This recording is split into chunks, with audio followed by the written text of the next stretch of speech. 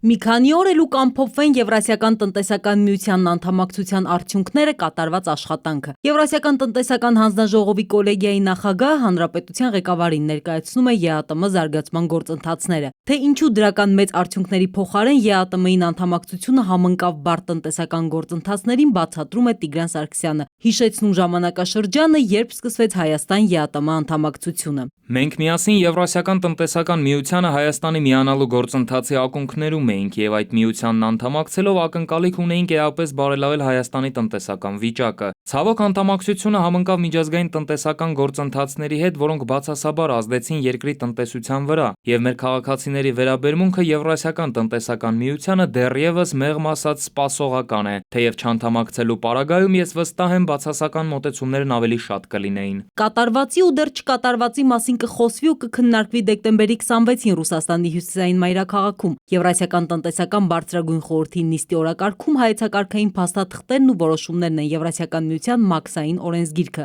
Նախագահ Սարգսյանը վստահ է, որ այդ օրենսգիրքը մաքսային վարչարարության միջազգային լավագույն փորձը կբերի միության մաքսային պրակտիկա, գործարարների բնակչության համար հնարավորություն ստեղծելով մաքսային կառույցների հետ աշխատել պարզեցված ու ժամանակակից մեթոդներով։ Սերժ Սարգսյանը խոսել է նաև դեպի երրորդ երկրներ առևտրատնտեսական կապերն ամրապնդելու մասին։ Հայկական կողմն օգտագործում է առանձին երկրների հետ հարաբերությունների իր փորձն ու ներուժը, օգնում միության մյուս երկրներին կապեր հաստատել։ Մենք ակտիվորեն աջակցում ենք Եվրասիական հանձնաժողովի եւ մեր ավանդական գործընկերոջ Իրանի միջև բանակցային գործընթացին, նպատակ ունենալով հնարավորինս արագ եւ արդյունավետ հասնել ազատ առևտրի գոտու մասին համաձայնագրի ստորագրմանը։ Հաշվի կառնվեն բոլոր առաջնայնությունները, որոնք կսահմանի հանրապետության նախագահը ինտեգրացիոն միության համար։ Միության անդամ բոլոր երկրները պետք է ստանան այն տնտեսական օգուտները, որոնք ակնկալում են։ Մանուիրցյան, ժամը լրատվական։